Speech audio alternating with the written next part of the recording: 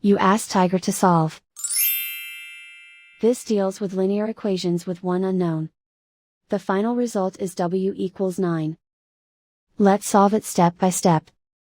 Simplify the expression. Group like terms.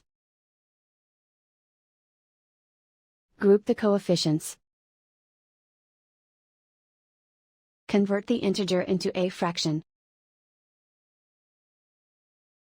Combine the fractions. Combine the numerators. Simplify the arithmetic.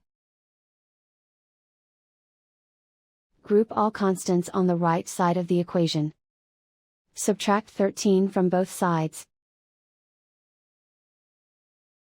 Simplify the arithmetic.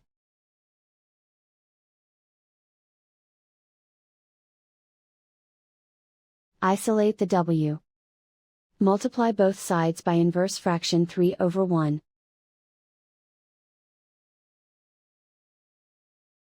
Group like terms. Multiply the coefficients. Simplify the fraction. Simplify the arithmetic. And so the final result is w equals 9.